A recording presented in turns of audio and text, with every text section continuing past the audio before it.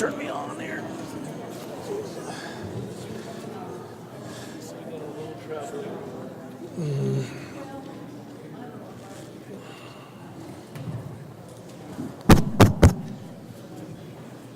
Is this thing on?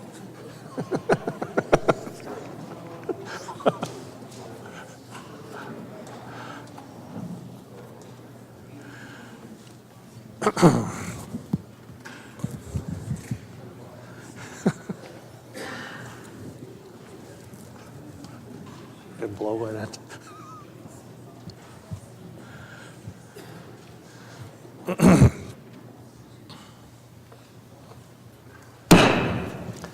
The House will be in order.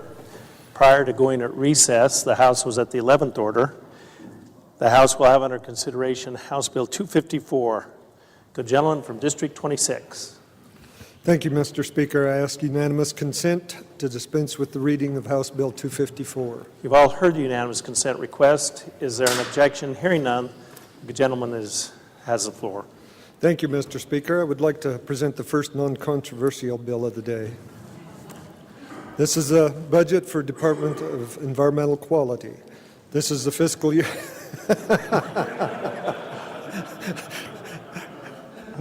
I tried. This is a fiscal year 2014 appropriation to the Department of Environmental Quality in the amount of $66,430,500. It limits the number of full-time equivalent positions to 360. This bill includes funding for the employer's share of increased costs of health insurance and retirement benefits, provides funding for replacement items, and accounts for an increase in statewide cost allocation. The bill also includes 4 line items. The first, it provides $300,000 from the general fund to contract for a fish consumption study. The Environmental Protection Agency rejected the department's water quality standards package that addresses human health for 88 toxic pollutants. The absence of an unbiased third-party investigation could result in the EPA setting criteria that are more stringent than Idaho-specific fish consumption might indicate. The second bill includes $4 million in federal funds for yard remediation of contaminated properties in the Silver Valley. This funding would clean up an additional 60 to 70 properties by removing the top 6 to 12 inches of lead-contaminated soil and replacing it with clean soil. The third line item transfers $1.5 million from the Water Pollution Control Fund to the Environmental Remediation Basin Fund to act as the state's match of the Coeur d'Alene Basin remediation, and provides legislative intent requiring an annual report regarding progress and expenditures involved. Fourth, the bill removes 16.05 unfunded positions and provides direction regarding employee compensation. In summary, the fiscal year 2014 appropriation to the Department of Environmental Quality is an increase of 3.9% general fund and a 7.2% increase for all funds. It follows the governor's recommendation. Regarding the fish study, it is $300,000 one-time funding. EPA uses fish consumption as a basis of toxic pollutants in analyzing streams and determining Clean Water Act limitations. There are 88 toxics included in the list, for example, benzene, cyanide, carbon tetrachloride, that kind of thing.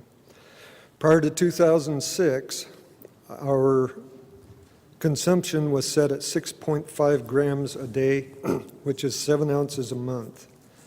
In 2006, EPA recommended a default of 17.5 grams a day, which is 4 ounces a week, or 16 ounces a month.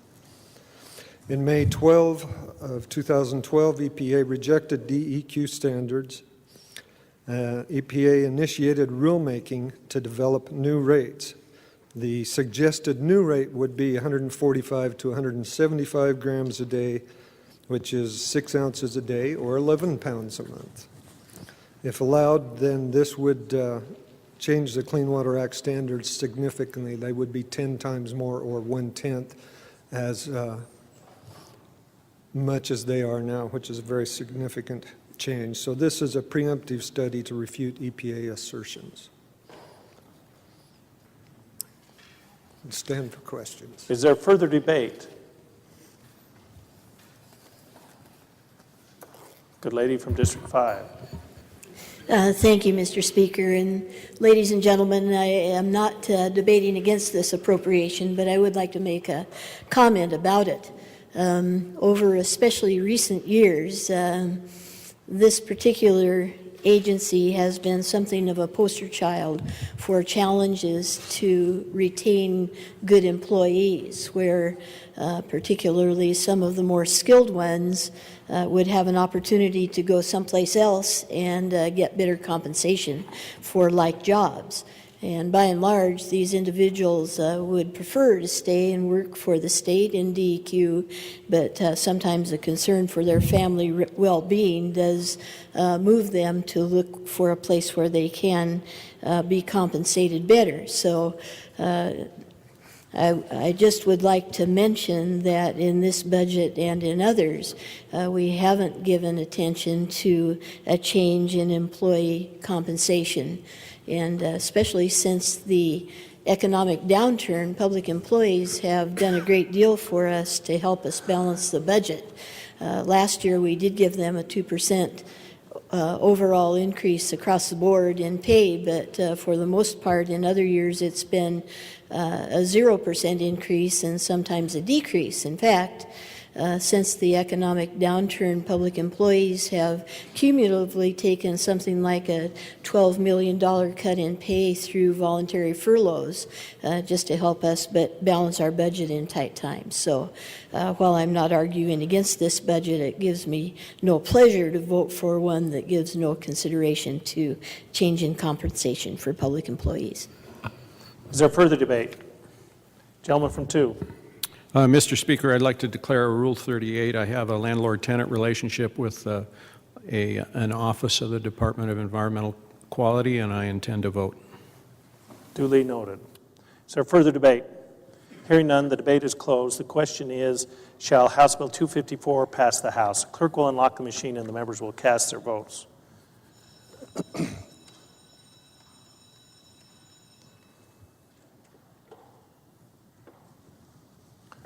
Has every member voted?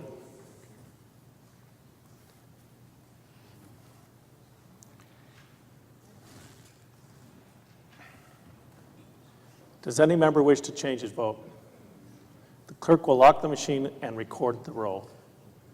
The roll call shows 38 aye, 29 nay, 3 absent excused. House Bill 254 has passed the House. Is there correction to title? Hearing none, House Bill 254 will be transmitted to the Senate. The House will now have under consideration House Bill 242. Good gentleman from District 24. Thank you, Mr. Speaker. I'd ask that we dispense with further reading of House Bill 242. You've all heard the unanimous consent request. Is there an objection? Hearing none, the good gentleman has the floor. Thank you, Mr. Speaker.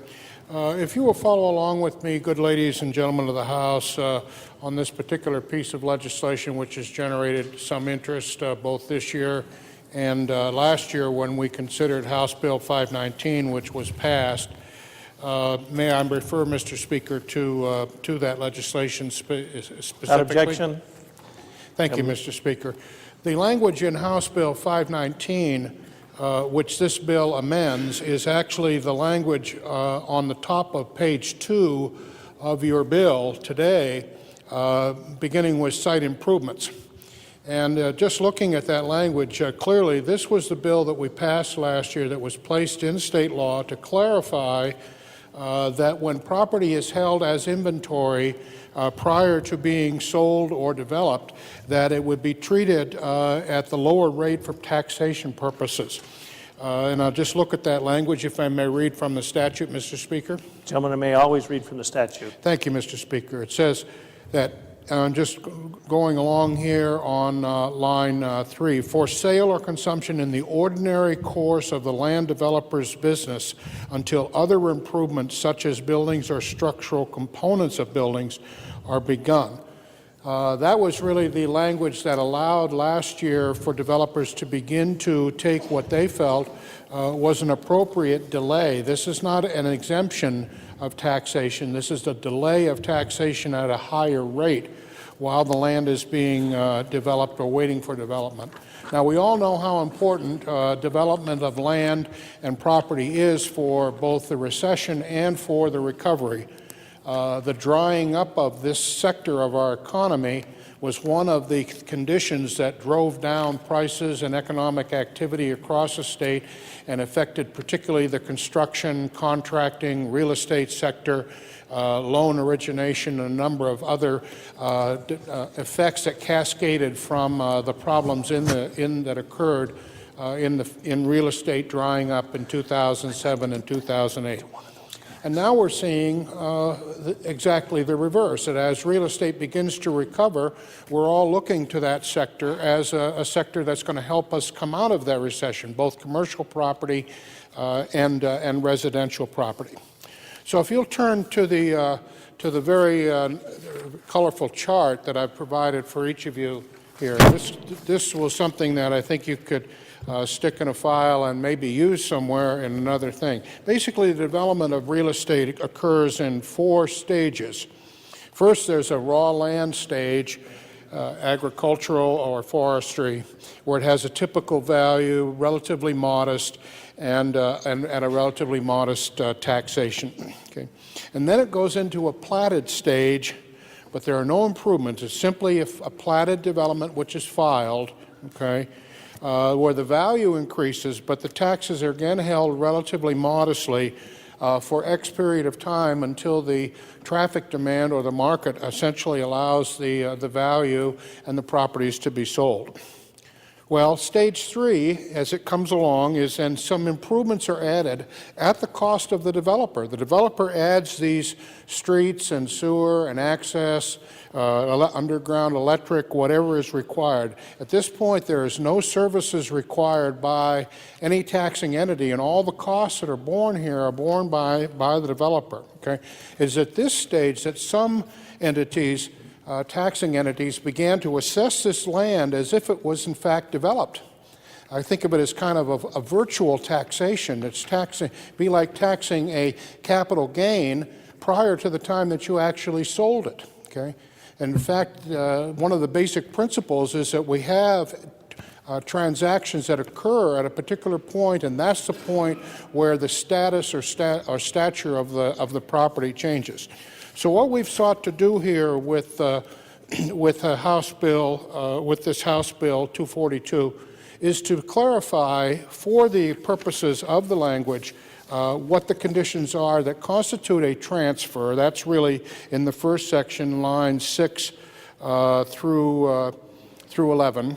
How the marketplace value of the land would then be established by comparative sale or by a comparable method. And then third, a revision in the application and appeal process if there is an appeal to the Board of Equalization. And with that, ladies and gentlemen of the House, I'd be glad to stand for any questions, and I'd ask for your yes vote. Is there further debate?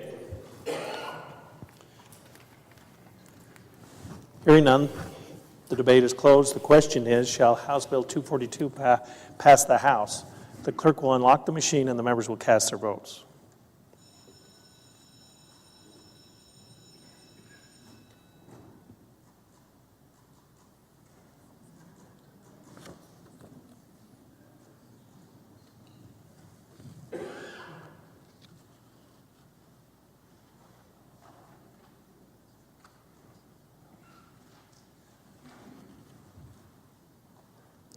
Has every member voted?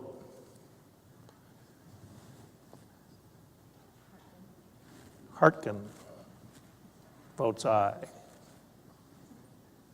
Does any member wish to change his vote? The clerk will lock the machine and record the roll. The roll call shows 56 aye, 11 nay, 3 absent excused. House Bill 242 has passed the House. Is there correction to title? Hearing none, House Bill 242 will be transmitted to the Senate. The House will now have under consideration House Bill 176. Good lady from District 4. Yes, Mr. Speaker, I'd like to ask unanimous consent to dispense with further reading of House Bill 176. Without objection, the good lady has the floor. Thank you, Mr. Speaker and members of the House. House Bill 176 deals with the 34-1001 voting by absentee ballot code. So, relating to that code, it amends Section 34-1001 to define a term and to provide voting requirements for overseas electors. Beginning with line 10 in Section 2, overseas elector equates to someone who does not qualify as a resident of this state under Section 34-107 Idaho Code. And to define a residence, I'll tell you that that's a principal, primary home, and habitation is a fixed intention, though you can sometimes be absent, but your intention is to return, regardless of the duration of your absence. Now, in relation to this bill, someone who has left for a temporary purpose only shall not be considered to have lost his residence. To make a move to another state or territory with the intention of making it his or her permanent home, he shall have lost his residence in Idaho. Now, the federal government has defined dual citizenship, but dual citizenship does not make you a resident under 34-107, but you are allowed to vote in federal elections. Now, overseas electors may vote for candidates in federal elections, but not your local municipal elections. Our votes for mayor, for councils, for levies, highway districts, etc., are best done by residents with the knowledge of their issues and of our candidates. The bill also allows that military and spouses of military may always vote in all elections.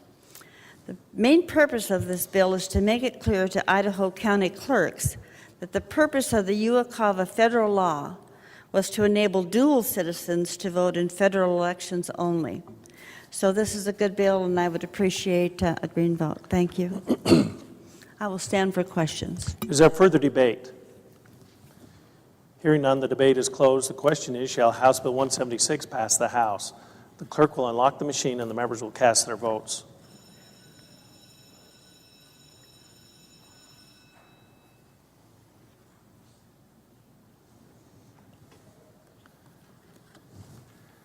Has every member voted?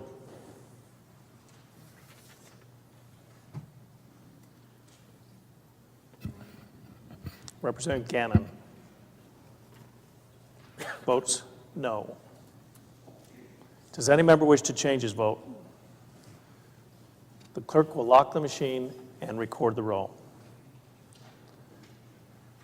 The roll call shows 53 aye, 14 nay, 3 absent excused. House Bill 176 has passed the House. Is there correction to title? Hearing none, House Bill 176 will be transmitted to the Senate. The House will now have under consideration House Bill 90 as amended. Good gentleman from District 1. Thank you, Mr. Speaker. I ask unanimous consent to dispense with further reading of House Bill 90 as amended. You've all heard the unanimous consent request. Is there an objection? Hearing none, the good gentleman is recognized to open the debate. Thank you, Mr. Speaker. Ladies and gentlemen, House Bill 90 is a bill that's trying to clean up some language. There's been some confusion about which liquor by the drink licenses are transferable and which are not. On page 1, you'll take a note, the licenses in subsection 1 are the regular licenses that are issued based on population of each city, and they are transferable. And that populations, every time a population increases by 1,500, there's the ability to have one more transferable license. All other sections are specialty licenses and not transferable, and were never meant to be transferable.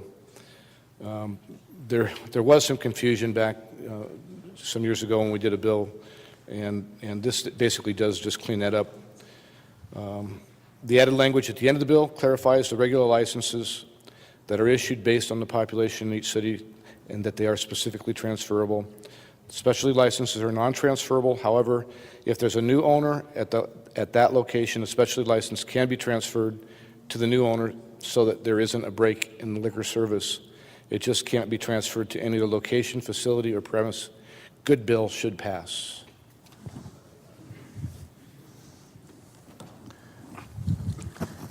Is there further debate? I missed my cue there. Hearing none,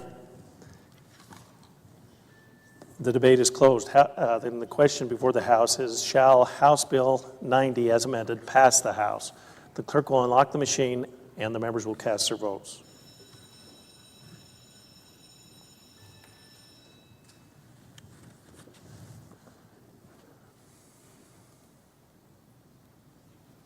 Has every member voted?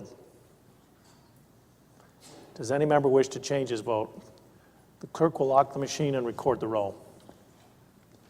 The roll call shows 67 ayes, 0 nay, 3 absent, excused. House Bill number 90, as amended, has passed the House. Is there correction to title? Hearing none, House Bill number 90, as amended, will be transmitted to the Senate. The House will now have under consideration House Bill 193 as amended. Good lady from District 28. Thank you, Mr. Speaker. I would ask unanimous consent that we dispense with further reading of House Bill 193 as amended. You've all heard the request. Is there an objection? Hearing none, good lady is recognized to open the debate. Thank you. First, I'd just like to point out that the negotiations for this bill included all of the stakeholders who came together to finally agree on this legislation that's before you.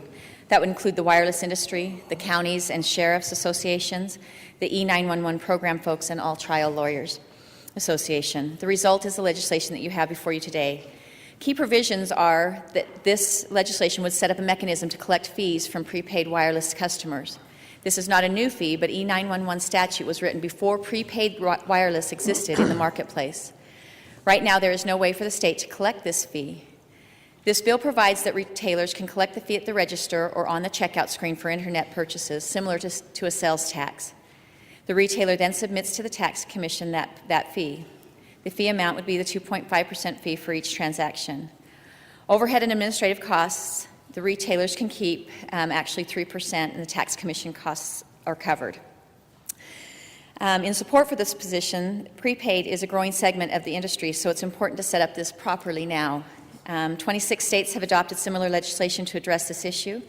It's an efficient mechanism to collect and remit the fee and leverages existing processes. And as I mentioned before, all of the key stakeholders have worked together to come up with the legislation that you have before you, and I would ask for a green light on this bill. Thank you. Is there further debate? Good gentleman from District 23. Thank you, Mr. Speaker. Just declare Rule 38. I am on that commission and assist in getting the grant fees of some of those monies. Thank you. Thank you. Duly noted. Is there further debate? Hearing none, the debate is closed. The question is, shall House Bill 193 as amended pass the House? The clerk will unlock the machine and the members will cast their votes.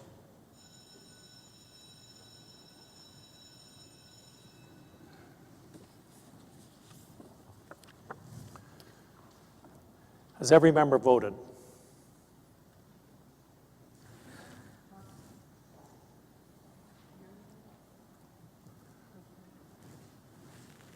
Representative Youngblood votes aye.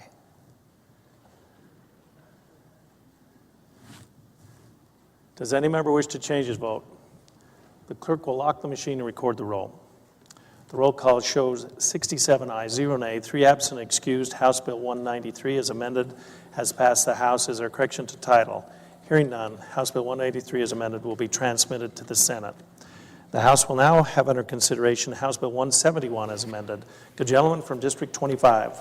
Mr. Speaker, I request unanimous consent to dispense with the further reading of House Bill 171 as amended.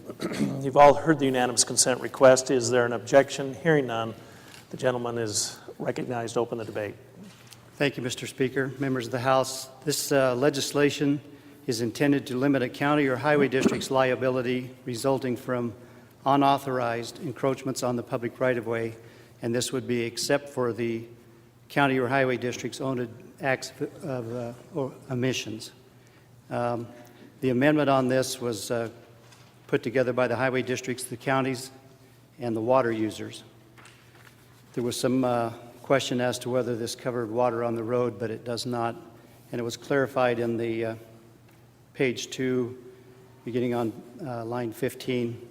The county or highway district, while responsible for their own acts or omissions, shall not be liable for any injury or damage caused by or arising from the encroachment or the failure to remove or abate the encroachment as provided for in subsection 1. This just clarifies that who is responsible, that an unauthorized encroachment on the highway district's right-of-way, that we wouldn't be responsible for that after the person with the encroachment was notified. Is there further debate? Hearing none, the debate is closed. The question is, shall House Bill 171 as amended pass the House? The clerk will unlock the machine and the members will cast their votes.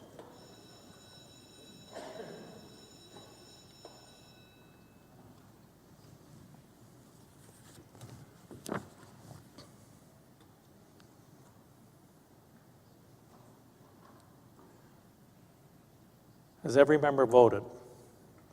Does any member wish to change his vote? The clerk will lock the machine and record the roll. The roll call shows 54 aye, 13 nay, 3 absent, excused. House Bill 171 as amended has passed the House. Is there correction to title? Hearing none, House Bill 171 as amended will be transmitted to the Senate. The House will now have under consideration House Bill 120 as amended. Good gentleman from District 15. Thank you, Mr. Speaker. I would request unanimous consent to dispense with the reading of House Bill 120 as amended. You've all heard the unanimous consent request. Is there an objection? Hearing none, the good gentleman is recognized to open the debate. Thank you, Mr. Speaker, good members of the body. This bill would prohibit the use of credit cards and debit cards in the purchase of lottery tickets, except for over-the-counter purchases where debit cards would be allowed.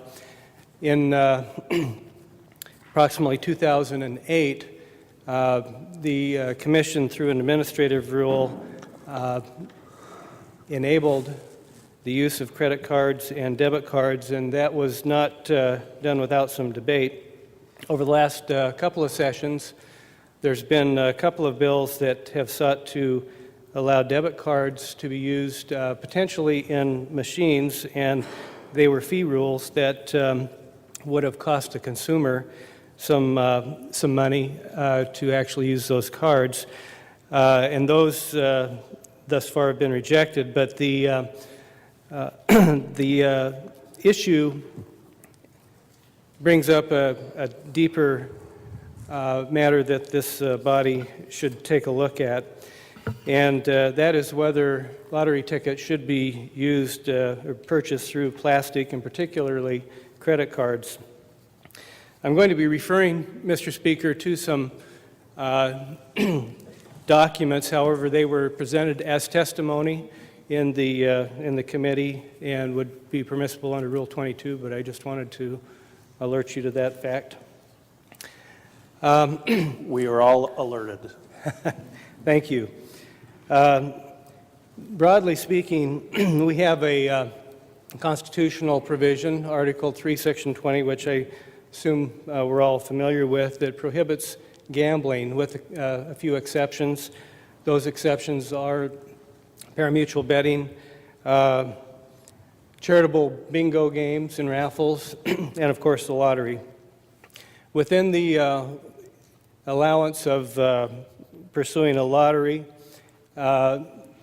this body has the policy-making obligation to do a couple of things. Number one is to provide a system where there's funding for education through the lottery program as it's set up now, and then also to do that with good prudence. And so, as we look at gambling in general, there are a number of hidden costs that accompany that activity. And in an article, 2010, the Christian Science Monitor pointed out that there's a National Gambling Impact Study Commission, and that commission found that approximately 2 to 3% of adults have problem gambling, and that's of the adults, of course, that gamble, not those that of the general population. There's a commission. It's called the National Council on Problem Gambling, and they perform some services. And as gambling has become more pervasive in the U.S., telephone calls to this organization's helpline with its staff of 525 national certified gambling counselors has grown some 10 to 15% per year over the past decade.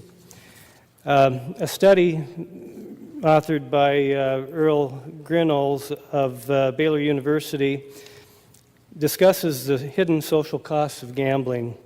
He identifies 9 different hidden social costs. The first is crime costs that relate to police, apprehension, adjudication, and incarceration expenditures associated with behaviors that accompany problem gambling, such as forgery, fraud, theft to finance one's gambling. Another is business and employment costs, including lost productivity on the job, lost work time, and unemployment-related employer costs, such as retraining workers or searching for replacement workers. Another is bankruptcy-imposed costs on society. Yes, the gentleman from Juan. Mr. Speaker, a point of order. And I appreciate the good gentleman's reading of the information that was provided for us in committee. However, I think that if we look at the content of this particular bill, it's not a referendum on whether or not gambling is good or bad. It's talking about whether or not to use credit cards in the purchase of lottery tickets. Mr. Speaker, I believe it goes to the foundation of what the bill goes to. Good gentlemen, as I read the bill, it talks about the allowing of,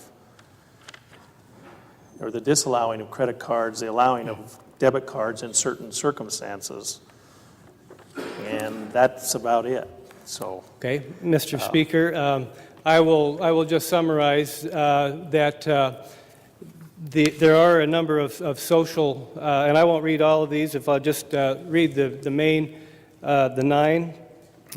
Suicide, illness related to pathological gambling, social service costs, direct regulatory costs, family costs. Those are some of the issues that come up as society deals with the issue.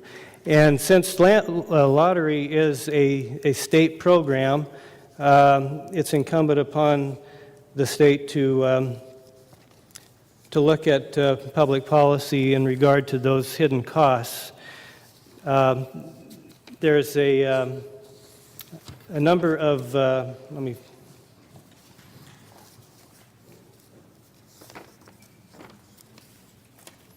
excuse me a moment, I'm looking for one other quote here.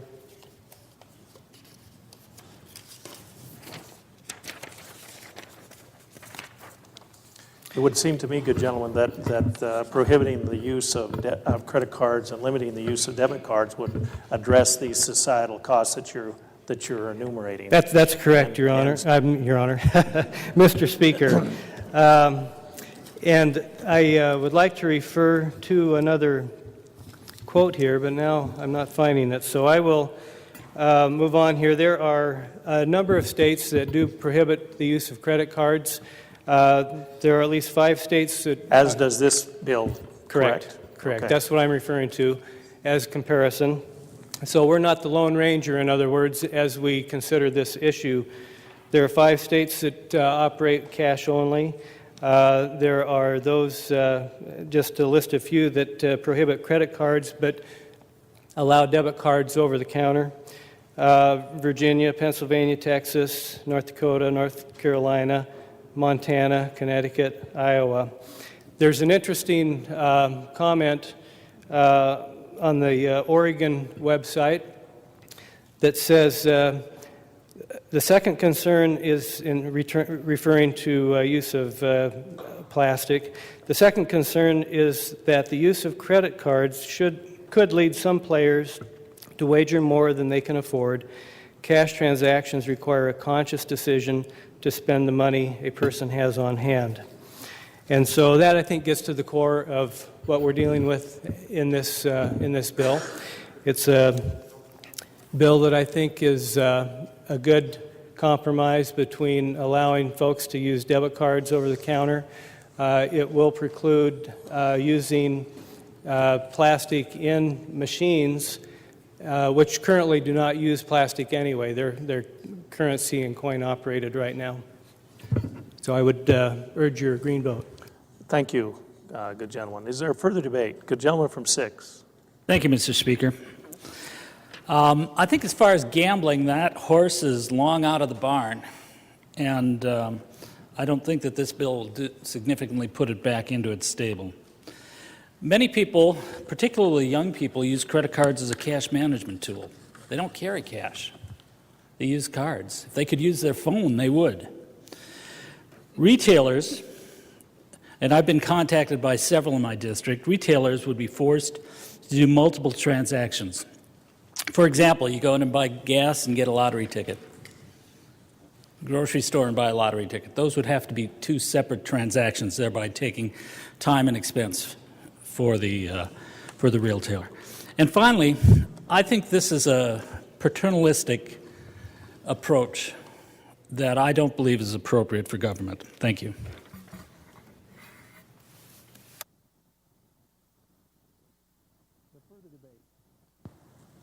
Further debate. Good gentleman from District 22.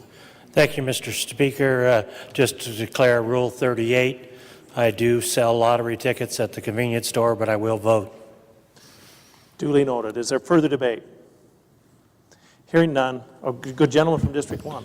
Thank you, Mr. Speaker, and also I want to thank the good gentleman from 15 for his statements that were made earlier. I know that this is a sensitive subject to many of the members, and I mean no disrespect in my objection prior.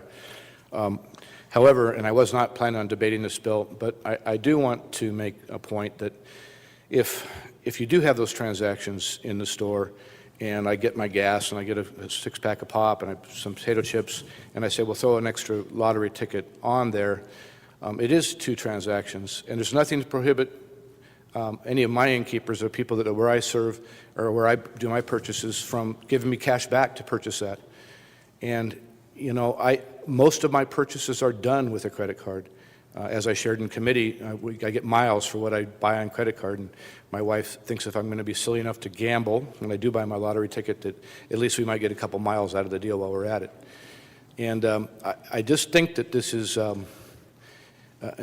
it's a little bit more government than I'm asking for to protect my resources. I think that I believe the number of addicted gamblers that was presented in committee was 5%. Well, my 1 or 2 tickets a week or a month or whatever I buy is my business, and I don't know that I need government to tell me what I can and can't do and how I can purchase them.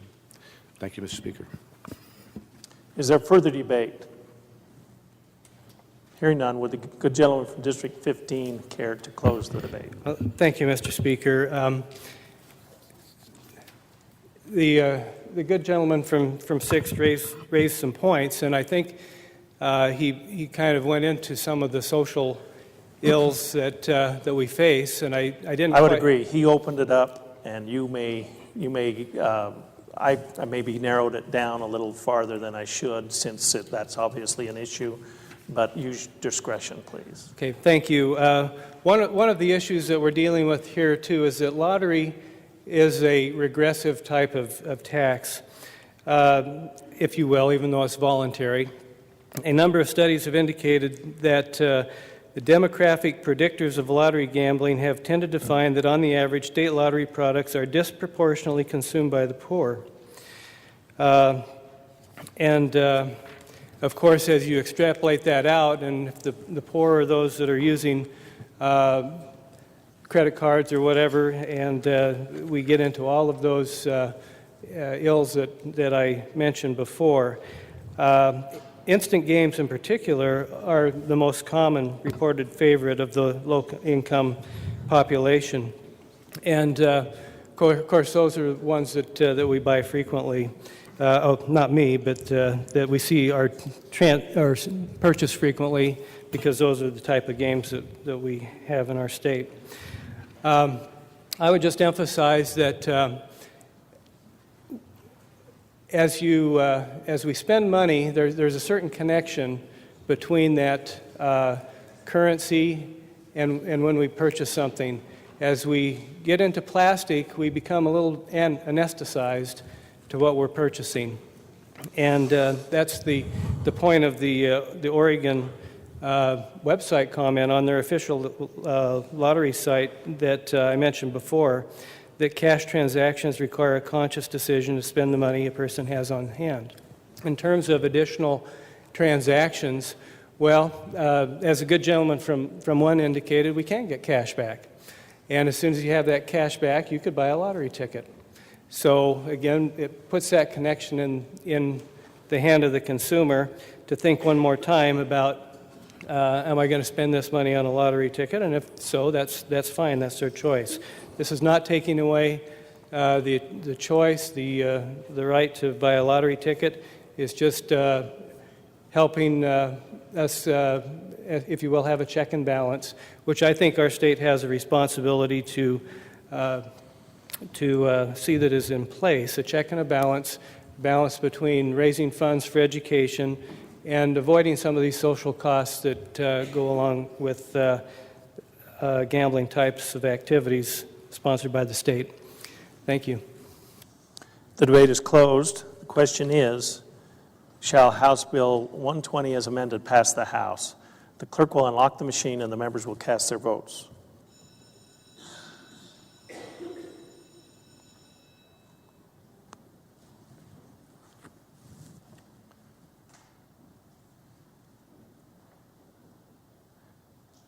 Has every member voted?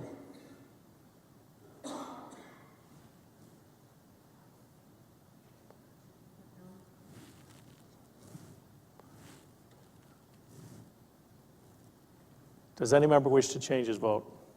The clerk will lock the machine and record the roll. The roll call shows 44 aye, 23 nay, 3 absent and excused.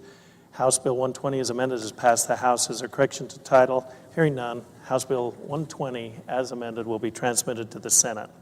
The House will now have under consideration House Bill 262. Good lady from District 5.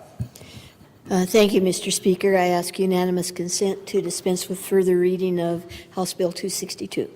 You've all heard the request. Is there an objection? Hearing none, the good lady has the floor. Thank you, Mr. Speaker, and ladies and gentlemen. This House Bill 262 is the budget for the State Appellate Public Defender for 2013 and 2014. The two most significant things in this appropriation would be, one, for 2013, it appropriates an additional $100,000 in one-time general fund monies to cover capital litigation expenses and to resolve a potential conflict of interest by hiring outside counsel. It also funds employee benefits and changes in the statewide cost allocation plan and funds one line item that is a shift of $66,300 from operating expenditures to personnel costs to add one new appellate unit attorney due to the increasing number of cases. The Public Defender's Office has had traditionally a high caseload relative to the number of attorneys available that has caused them trouble, and when we have to go outside and contract an outside lawyer, that tends to cost more money. So in the long run, I think this is the best thing to do with that part of the appropriation. The bill appropriates $2,073,600 from the general fund for fiscal year 2014, which is a 1% increase, and full-time equivalent positions are limited to 23. Is there further debate? Hearing none, the debate is closed. The question is, shall House Bill 262 pass the House? The clerk will unlock the machine and the members will cast their votes.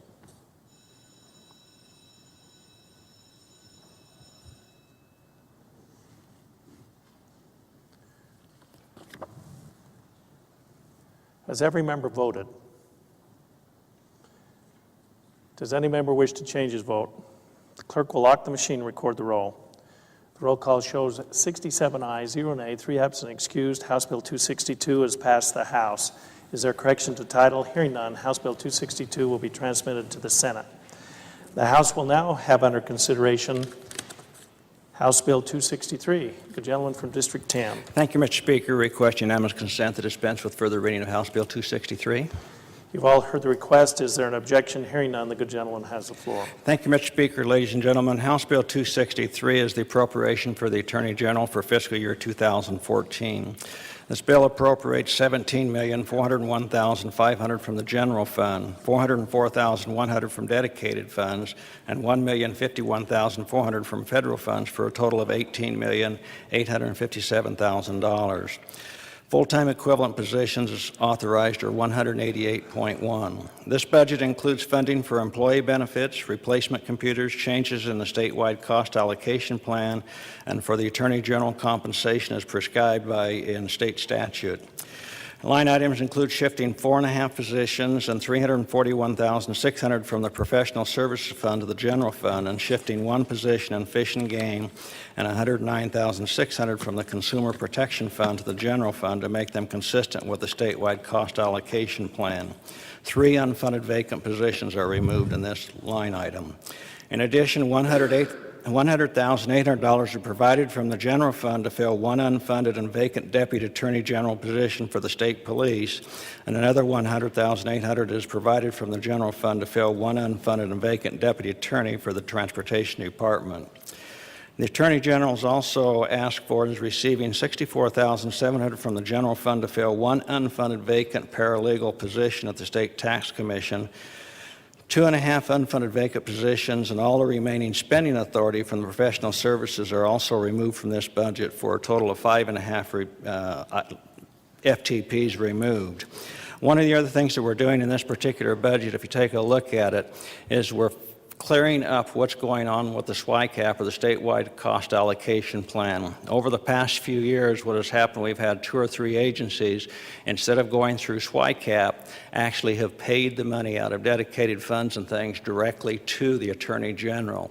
And so you see some shifting of money from dedicated funds over to the general fund, but this basically is a zero when you start going across. The only item in the general fund there that is not revenue neutral is that one for the paralegal for the State Tax Commission. So with that, Mr. Speaker, this is a good budget for the Attorney General, and ask for your support. Thank you. Good gentleman from District 6. Thank you, Mr. Chairman. Would the good gentleman yield? Will the gentleman yield to a question? Gentleman yields. Gentleman Thank yields. you, Mr. Chairman. Good gentleman. How much of the money is spent on contracting out for legal services? I noticed that we have 5.5 FTEs less. Is that something that's available to you? Mr. Speaker, Gentleman gentleman from for 6, I don't recall right off the top of my head, but I will find out and let you know, okay? Thank you, Mr. Speaker. Is there further debate? Hearing none, the debate is closed. The question is, shall House Bill 263 pass the House? The clerk will unlock the machine, and the members will cast their votes.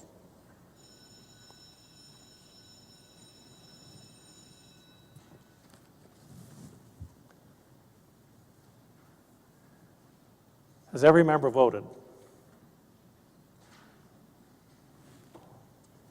Representative Agidius. Representative Nielsen.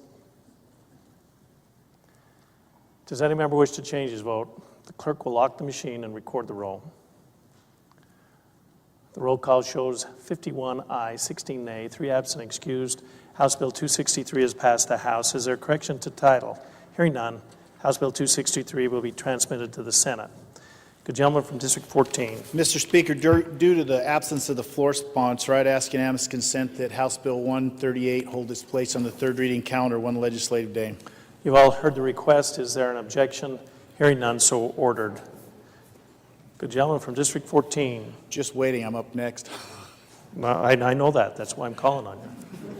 Sounds good. I didn't know you did put the bill before The the House will now have under consideration House Bill 243. Now I feel better about it. Me too. Mr. Speaker, ask unanimous consent now that we quit reading to cease the reading of House Bill 243. You've all heard the unanimous consent request. Is there an objection? Hearing none, the good gentleman from District 14 is recognized to open his awesome debate. Boy, that was official. I like that, Mr. Speaker. Thank you. Mr. Speaker, members of the House, House Bill 243 deals with the cloud. I'm not talking about the little fluffy clouds outside in the sky. I'm talking about the clouds like that internet thing that I have a hard time understanding because I'm just a dirt farmer. But in specific, this deals with cloud computing, which occurs when a customer pays to access software on the internet. They don't buy the software and put the software on their computer. They pay for the service to access that software that exists somewhere else out in the cloud. Maybe a little history lesson now. Let me take a step back. In 1964, we passed, or the Sales Tax Act went into place, and we started collecting sales tax in the state of Idaho. When that happened, there were certain things that were not to have sales tax assessed against them. One of those was services, production, things like that. But I want to emphasize services. We've always tried to stay away from taxing services with sales tax. There'll probably be a day that you'll have an opportunity to talk about that. But right now, we don't tax services. 20-some years later, in 1986, there was a new phenomenon in the country as we started to have these computers come into our lives, and this whole new world opened up. At that time, the legislature amended the current law dealing with tangible personal property to include software. At that time, when you had a computer and you wanted to do something, you would go buy the software and you would put it on your computer. You had the software, you had possession of it. What happens today, though, is that you access the use of that service somewhere else. You don't own the software, you don't download the software, it sits out in the cloud, and you pay a service fee to use that. And that's what this bill deals with. The bill makes it very clear that certain internet services are not a subject to taxation. You don't buy the software and download the software. It's a service. You don't pay the tax. You've seen two bills dealing with this. I believe the first one was 186. The Tax Commission had some concerns with that first bill, that it was too broad, that it was capturing other things that we didn't want to capture. So we sat down with them and the Idaho Technology Council, and we came up with this bill that addresses the Tax Commission's concerns. It's a great bill. It's supported by the Idaho State Tech Council, the Idaho State Technology Council, and technology companies across the state of Idaho.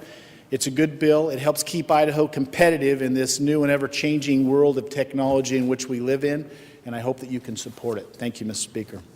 Thank you, good gentleman. Is there further debate? Good gentleman from District 14. Thank you. Just to invoke Rule 38, I do have a software company, and some of my software may be considered running in the cloud. Is there further debate? Hearing none, the debate is closed. The question is, shall House Bill 243 pass the House? The clerk will unlock the machine and the members will cast their votes.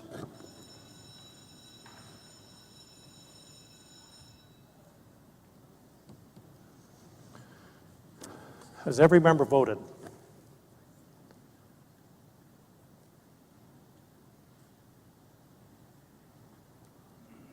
Does any member wish to change his vote? The clerk will lock the machine and record the roll.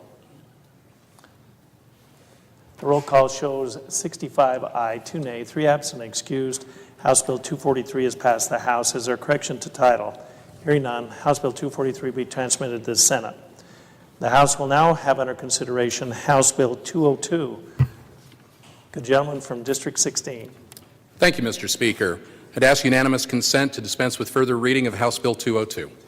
You've all heard the unanimous consent request. Is there an objection? Hearing none, the good gentleman is recognized. Open the debate. Thank you very much, Mr. Speaker. Present law only requires agencies to disclose negative impacts, fiscal impacts, of $20,000 or more to the general fund in making rules. The purpose of this bill is to require the State Tax Commission to provide public notice when a proposed rule and a final rule will require citizens to pay more in taxes. There's a 2-year sunset, which was asked for by the Tax Commission to see how this works. This is a bill to provide transparency with respect to taxation issues and to protect taxpayers, and I ask for your green light. Thank you. Is there further debate? Hearing none, the debate is closed. The question is, shall House Bill 202 pass the House? The clerk will unlock the machine and the members will cast their votes.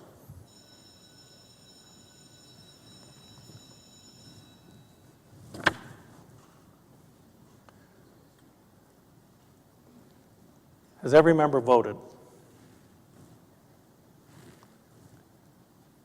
Representative Holtzclaw.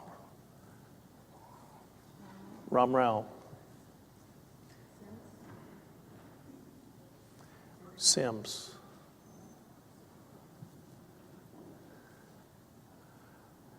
Does any member wish to change his vote? The clerk will lock the machine and record the roll. The roll call shows 67 ayes, 0 nay, 3 absent excused. House Bill 202 has passed the House. Is there correction to title? Hearing none, House Bill 202 will be transmitted to the Senate. The House will now have under consideration House Bill 222. Good gentleman from District 1. Thank you, Mr. Chairman. I request unanimous consent to dispense with reading of House Bill 222. You've all heard the request. Is there an objection? Hearing none, the good gentleman has the floor. Thank you, Mr. Speaker, and ladies and gentlemen of the body. House Bill 222 sets up two funds to benefit our Idaho veterans. The Idaho Veterans Recognition Fund will be created by an appropriation from excess earnings from funds now maintained by the Division of Veteran Services. The second fund is identified as the Idaho Veterans Recognition Income Fund. This fund shall consist of monies transferred from the Idaho Veterans Recognition Fund and shall be used solely to benefit veterans in Idaho. This legislation responds to a concern with the Division of Veteran Services having accumulated a cash reserve in excess of $20 million. This reserve has accumulated over the last 10 years, primarily due to increases in federal per diem payments for residents in our state veterans' homes that have not been matched with similar increases to the division's authorized expenditures. And I might say, to the credit of the Veterans Division, they have been responsible in their request for appropriations from general funds, and to that degree may have been too responsible, and have missed opportunities to match the ability to increase federal payments in benefit of the veterans. The Federal Department of Veterans Affairs makes a daily per diem payment to state veterans' homes for each one of our veteran residents.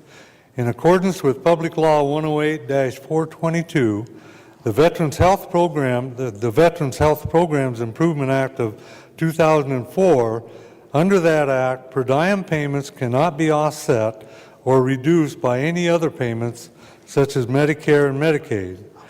This is an extra payment to ensure veterans receive the highest quality of care possible in our state homes.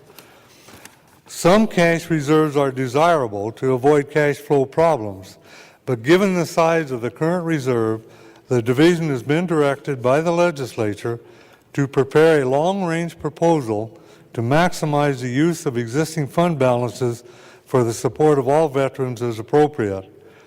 The division conducted an outreach effort with stakeholders, and this group unanimously agreed that the best way to ensure that the state properly served the greatest number of veterans was to use the bulk of the cash surplus to establish a fund that would provide sustainability of programs and services to veterans.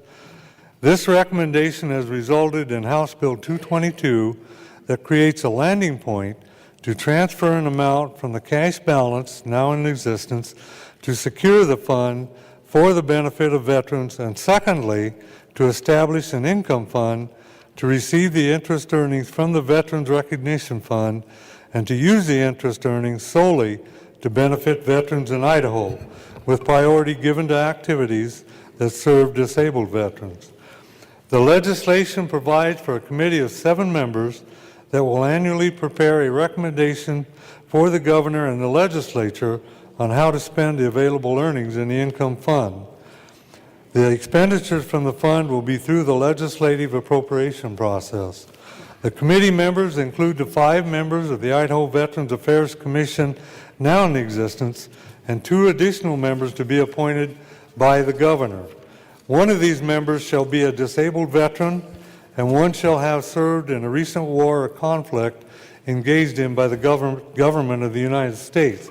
And just a while ago, ladies and gentlemen, I was asked by the good gentleman from District 20, what are some of the possible services that this that this income fund may be able to provide for our veterans. Possible programs are seed money for partnerships, technology, and pilot programs for the benefit of veterans, veterans-assisted supportive housing, veterans homeless programs, post-traumatic stress services, support to veterans courts, support to student veterans, support for transportation programs, programs to help rural veterans take advantage of urban-centered programs, support for non-institutional care for seniors, that is respite care and in-home nursing care as examples, and research that will help determine specific unmet needs for veterans. So with that, ladies and gentlemen of the body, and that brief explanation, Mr. Speaker, I would appreciate your support of House Bill 222. Thank you.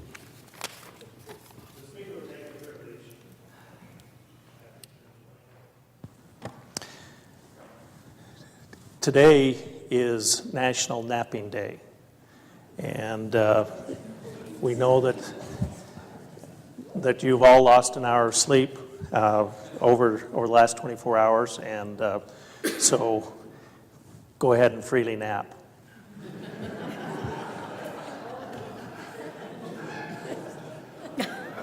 Mr. Speaker, Since many of you are anyway. Good gentleman from District 6. Thank you, Mr. Speaker. Would the good gentleman yield to a question? Will the gentleman yield? The gentleman yields with a question. Was that napping remark directed at my presentation, Mr. Speaker? Good gentleman, if the shoe fits. Thank you, Mr. Speaker. The gentleman yields. The gentleman yields. Thank you, Mr. Speaker, and good gentleman. To the extent that the per diem payments continue to be received, are they going to go into the endowment type fund, or are they going to go in the revenue fund? Are we going to be able to spend those? Because I agree that we've been unable to meet the needs of the veterans because the fund has not been available. Gentleman from 1. Thank you, Mr. Speaker, and gentleman from 6. Actually, both can occur. Those extra per diem or those excess per diem payments, we expect them to continue coming in to the degree that they exceed the veteran's ability to use that, to bring that down to a more reasonable level. Then a certain portion of those could be transferred into the recognition fund to develop more interest earnings from the income fund. Thank you, Mr. Speaker. Gentlemen. Thank you. Is there further debate? Gentleman from 31. Mr. Speaker, thank you. Evidently, when we relaxed Rule 70, it had more implications than I realized at the time. I wondered if the gentleman from District 1 would yield to a question. Will the gentleman yield? Gentleman yields. Gentleman yields. When we talk in the RS, we talk about excess earnings. I wondered if you could help me understand what excess earnings are. Gentleman from 1. Mr. Speaker and gentleman from 31, that's the excess per diem payments that come into the Veterans Administration that they haven't, that's helped build up this fund. That's one earnings, that's one source of funds. Now, in terms of your actual question, if you're talking about excess earnings, the income fund generates earnings off of the recognition fund, and to the degree that that can be used for services, that excess earnings would be used up to a cap of 5% out of the recognition fund. Does that answer your question? Gentleman from 31. Thank you, Mr. Speaker. Excess would typically mean over and above. Will the gentleman yield to a further question? I yield, Mr. Speaker, and I'm still awake. Thank you, Mr. Speaker. Excess would mean over and above what's expected or anticipated, or at least in my mind. I'm wondering where that term came from. Is there something that's extra, that's excess? Gentleman from 1. That's Mr. Speaker and gentleman from 31. That's my impression of my terminology of excess earnings is per diem payments coming in over excess of what the expenses are. Thank you, Mr. Chairman. Thank you. So further debate? Hearing none, the debate is closed. The question is, shall House Bill 222 pass the House? The clerk will unlock the machine and the members will cast their votes.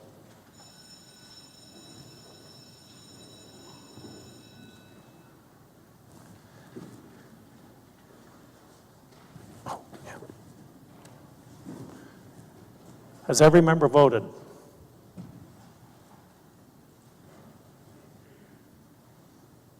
Representative Bedke votes aye. Does any member wish to change his vote? The clerk will lock the machine and record the roll. The roll call shows 67 ayes, 0 nay, 3 absent and excused. House Bill 222 has passed the House. Is there correction to title?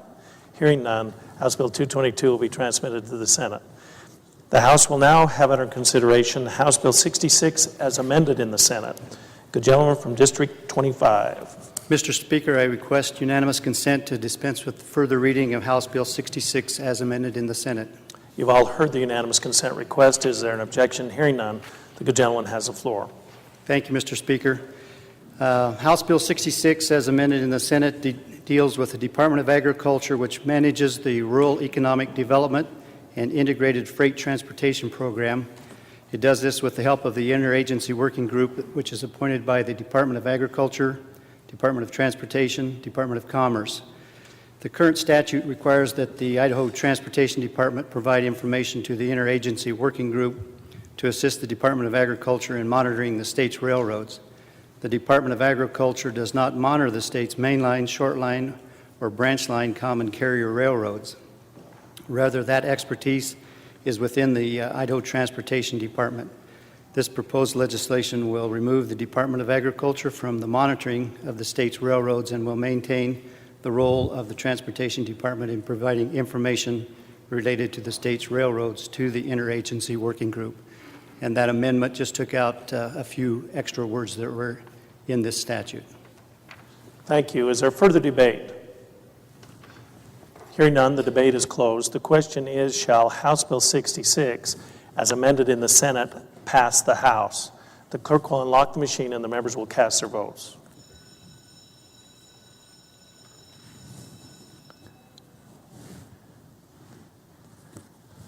Has every member voted?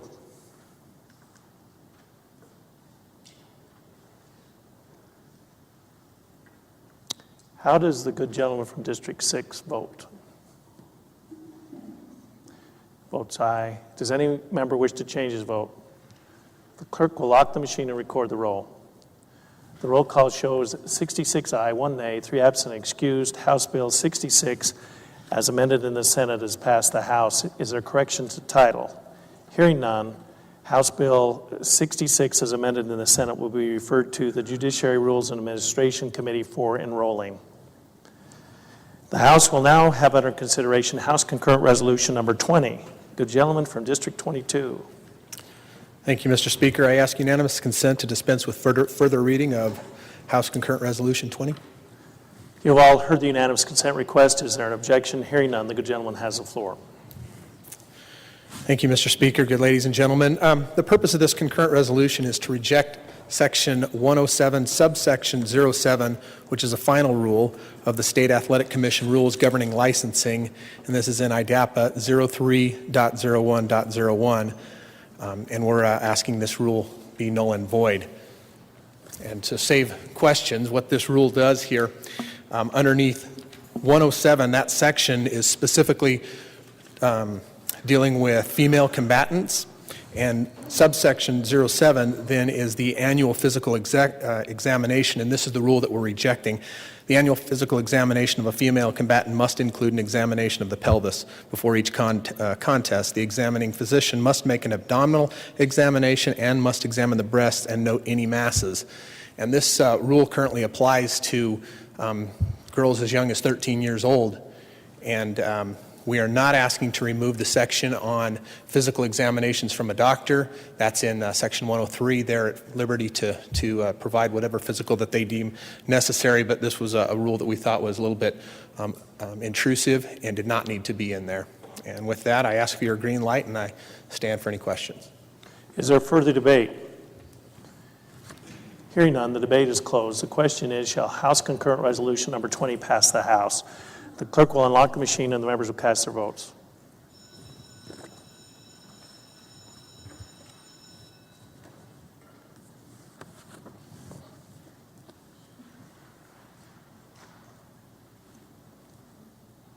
Has every member voted?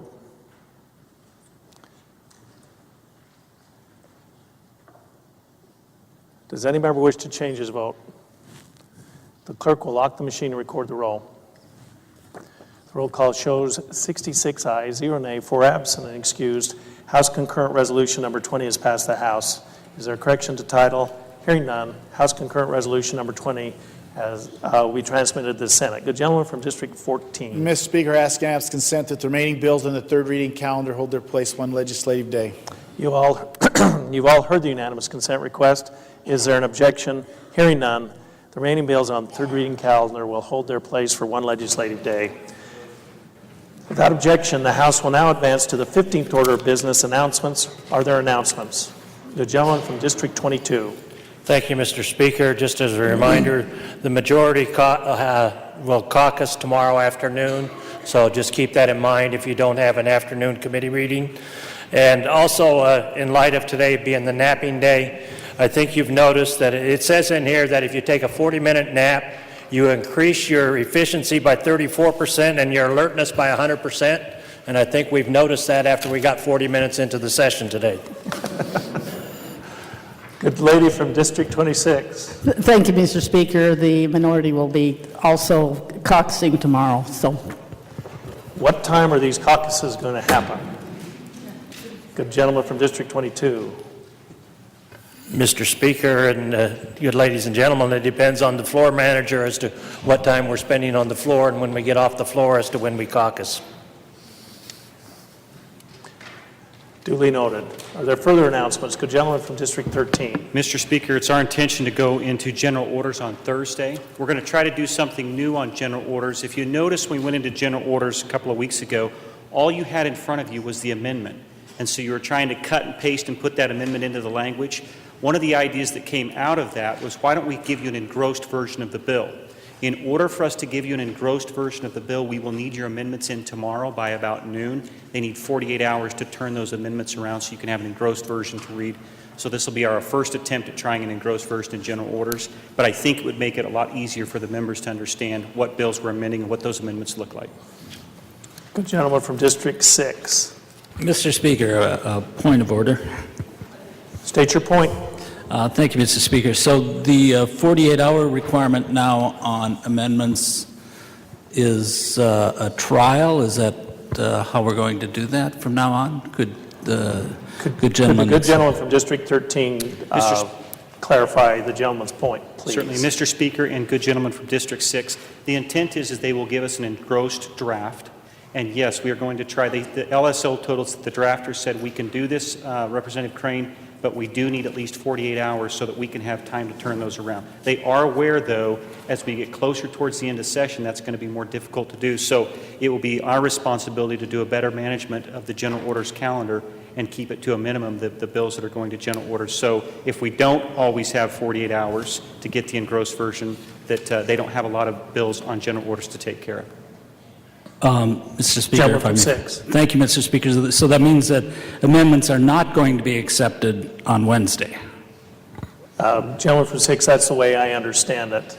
This is an attempt to clarify for the members of the Committee of the Whole so that they can more easily, they'll have in front of them a draft engrossed bill so that they can see the amendments placed. Another issue that will come up is when there are conflicting amendments, and how will that be? But that's a bridge that we have not crossed yet, and don't anticipate any conflicting amendments for Thursday. So we'll try it this way. But in order to get that in front, get a paper copy in front of everybody, we need a little more time so we can be respectful of the staff. Gentleman from 20. Mr. Speaker, point of personal privilege, please. Gentleman has the floor. That was all a little bit confusing to me, so I'm going to make it a little easier. And I'm making unanimous consent that we remove Senate Bill 1006 as amended, and put it back on the third reading calendar. After talking to the sponsor, they decided not to make the changes, so we don't need it on general orders anymore.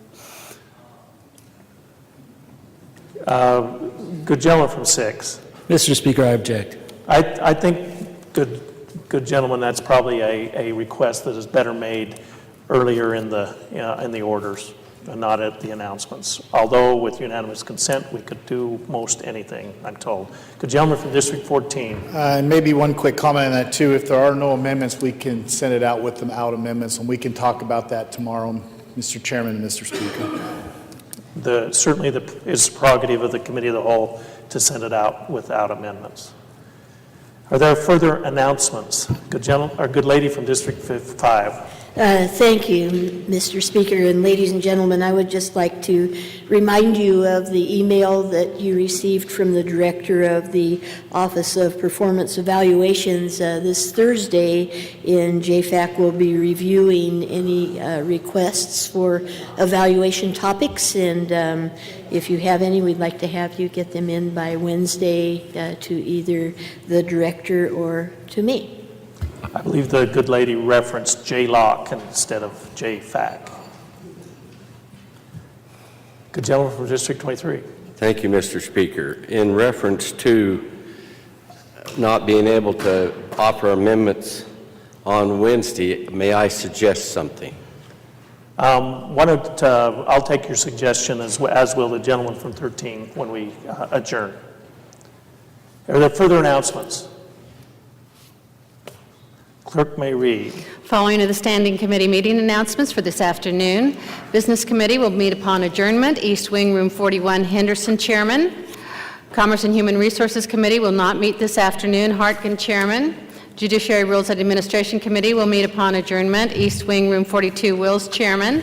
Resources and Conservation Committee will meet upon adjournment, East Wing, Room 40, Denny, Chairman. For tomorrow morning, Education Committee will meet at 9 a.m., East Wing, Room 41, DeMordaunt, Chairman. Health and Welfare Committee will meet tomorrow morning at 9 a.m., East Wing, Room 20, Wood, Chairman. Revenue and Taxation Committee will meet at 8 a.m., West Wing, Room 2, Collins, Chairman. And State Affairs Committee will meet at 9 a.m., East Wing, Room 40, Lurcher, Chairman. The House will now advance to the 16th order of business. Adjournment. The House is at the 16th order. Good gentleman from District 14. Mr. Speaker, I move that the House do now adjourn until the hour of 10:30 a.m., Tuesday, March 12th, 2013. Mr. Speaker, I second the motion. You've all heard the motion. All those in favor say aye. Those opposed say nay. The ayes have it. The motion carries, and the House stands adjourned until the hour of 10:30 a.m., Tuesday, March 12th, 2013.